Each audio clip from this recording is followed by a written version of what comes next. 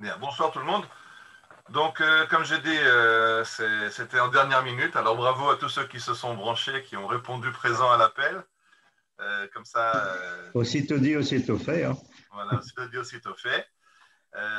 J'ai étudié au Technion chez un maître, le Rav Zeni, qui nous a toujours expliqué qu'un shiur, ça commence à l'heure et ça finit à l'heure, autrement on perd les auditeurs. Donc, j'ai parlé de 10 minutes, on va parler 10 minutes. J'essaie de commencer à l'heure. Je vois que nous avons même un pasteur avec nous. Bonjour Daniel. Ce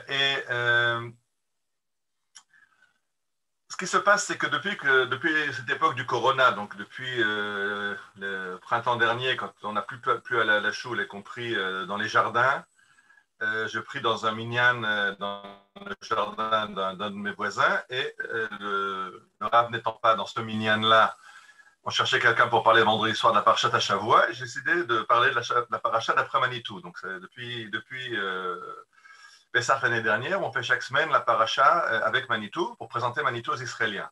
Alors, je vous dis, si je présente Manitou aux Israéliens, il faudrait peut-être présenter le Rav Kook aux francophones. Voilà, comme des fois, c'est des fois un hébreu un peu compliqué, des fois, on n'a pas l'accès directement au Rav Tzvi, mais c'est quand même une pensée qui a éduqué une génération entière, qui a créé tout ce qu'on voit aujourd'hui dans la Tzionut Adati, toutes les écoles, Bnei Akiva, les Ulpanot, les Yeshivot Esder, les Yeshivot pas Esder, les Mechinot Kdam Tzvayot, tout ça vient de l'action du Rav Tzviuda. Son père, le Rav Abraham Tzadok Cohen Cook, était le penseur qui a écrit des livres très profonds et qui a donné l'idée, mais le Rav Cook, Rav Abraham Tzadok Cohen Cook, qui était le grand Rav d'Israël, n'a jamais eu plus que quelques dizaines d'élèves. Alors que le Rav Tzviuda, c'est lui qui a ouvert les portes pour des centaines et des milliers d'élèves qui se réfèrent à son enseignement. Et d'ailleurs, Manitou le cite parmi un de ses maîtres. C'est le Rav Tzviuda qui a encouragé Manitou à venir en Israël. Manitou venait chaque année avec les élèves d'Orsay faire un stage en Israël, il passait chez Manitou, chez le Rav Kook. Donc, on va essayer de découvrir un peu cette pensée. Je commence. Le Rav Tzviuda découpe la Torah en ensemble de deux parachiotes. Il dit qu'il y a toujours, dans chaque sujet, la Torah le traite avec deux parachiotes. La création du monde, c'est Breshit et Noach. D'abord la création, puis après le début de l'humanité, le déluge et tous les problèmes du début de l'humanité. Après, on a Lech Lecha, Vayera parle d'Abraham, Chaye Sarah, Toldot, Yitzhak. Et comme ça, on a à chaque fois sur chaque sujet deux parachiotes. Donc, on est maintenant dans le livre de Shemot. On avait deux premières parachiotes, Shemot et Vaera, qui nous parlent de l'exil en Égypte et de la mise en route de la sortie d'Égypte avec les 10 plaies. Et les deux parachiotes d'après, Bo et Béchalach, parlent de la sortie d'Égypte en elle-même. Les trois plaies de la fin, plus le Korban Pessah, et la sortie d'Égypte, et cette semaine, la traversée de la mer Rouge. Après, on aura deux parachiotes qui parleront de la Torah, Yitro et Mishpatim. Après, on aura deux parachiotes qui parleront de la construction du Mishkan, Trouma et Tetzavé, toujours deux par deux. Donc, on est maintenant dans cette deuxième partie de la sortie d'Égypte, Kriyat Yam-Souf. Donc, on avait Parashat Bo, maintenant Parashat Béchalach.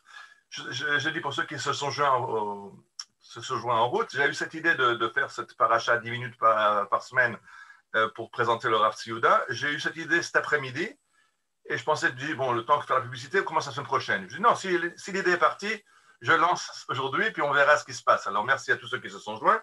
Et donc, je plonge maintenant dans l'explication du Rav Tzviuda comme il comprend la paracha de Shlach Lecha. De Shalach. Et donc, au début de la paracha, la Torah nous dit Velonacham Elohim derech eretz plishtim ki karov hu, que Dieu aurait pu nous amener en Israël par le chemin direct. En sortant d'Égypte, on passe le long de la côte et en quelques jours de marche, on arrive en Israël, la route de la côte, la route qui arrive vers Gaza, Ashkelon. Mais Dieu a décidé de passer par le désert dans une route qui, à l'origine, devait prendre 11 jours, donc plus longue que la route côtière. Et la Torah nous explique pourquoi. Dieu, l'Onacham Elohim derech Tzplishin, Dieu ne nous a fait pas passer par le pays des Philistins, de peur qu'on voit la guerre et qu'on ait peur et qu'on retourne en Égypte. Il faut se rappeler qu'à l'époque, les Philistins sont des mercenaires au service de l'Égypte. Et donc, passer par le pays des Philistins, c'est encore rester en Égypte, puisque les Philistins sont soumis à l'Égypte. Ce que Dieu veut, c'est qu'on mette un point final sur l'Égypte, et donc il nous emmène par une autre route dans le désert. Il n'y a personne, et on va se libérer entièrement. On ne veut plus voir les Égyptiens. Et le Rav Tzviuda explique que pour amener 600 000 personnes d'Égypte à Jérusalem, ça demande de l'éducation. Ça demande une maturité que les gens n'ont pas encore. Ils sont des esclaves à peine affranchis. Ils n'ont pas cette maturité de devenir un peuple libre en Eretz Israël. Donc, il faut faire avec ça et passer par le Sinaï et pas par la route côtière, de peur que le peuple retourne en Égypte. Alors, quand on regarde le public Haredi qui explique la Géoula, qui explique à nos jours, ça ne peut pas être la Géoula, ça ne peut pas être l'époque messianique, on n'y est pas encore. Pourquoi? Parce que notre génération ne la mérite pas. On n'est pas méritant de la Géoula, c'est trop grand pour nous. Nous, on est une petite génération, on n'a aucun mérite. Rav Tzouda disait non, ce n'est pas à nous de décider pour Dieu. Si Dieu a décidé que c'est nous qui sortons des nations et qui constituons l'État d'Israël, nous sommes un grand peuple, nous sommes une grande génération. Mais Dieu est conscient que même une grande génération, elle a encore ses faiblesses et il faut aller avec.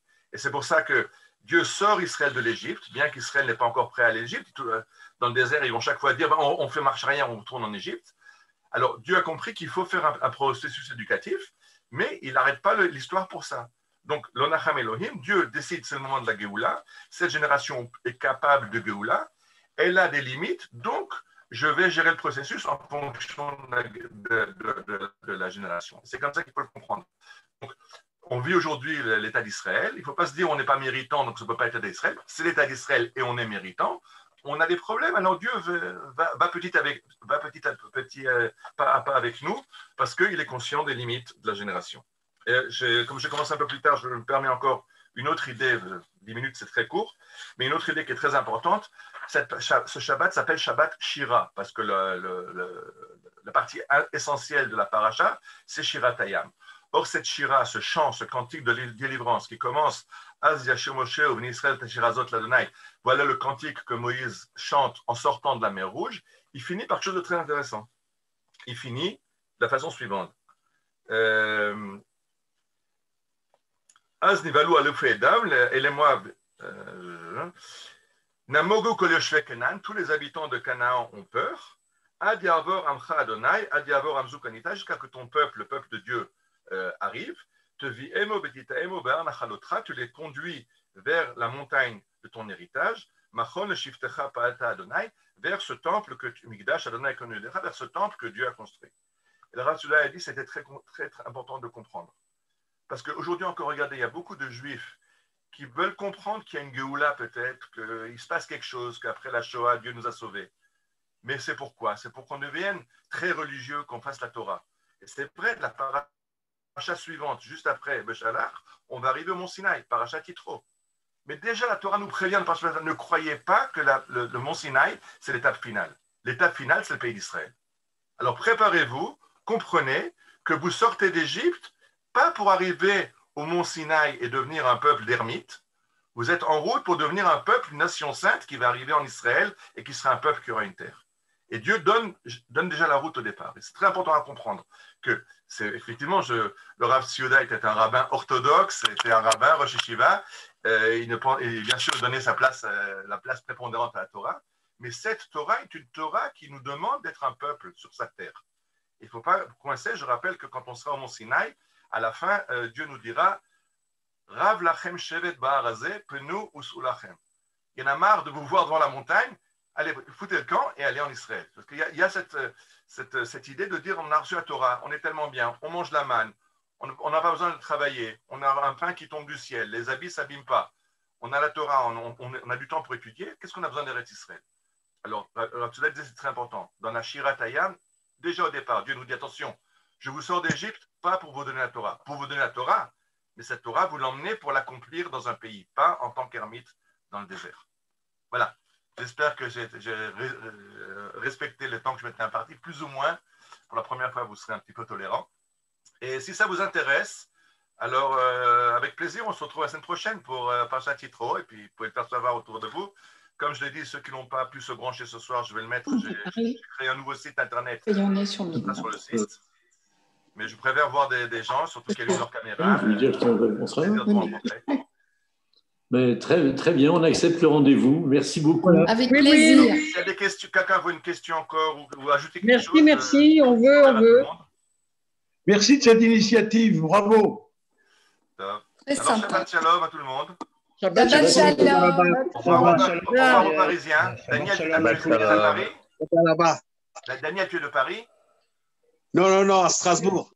Ah, Strasbourg. J'ai vu un numéro 06, je ne connais pas, je ne sais pas d'où tu es. Bienvenue. Au revoir tout le monde, Shabbat shalom. Merci, Shabbat shalom. Shabbat shalom. Voilà.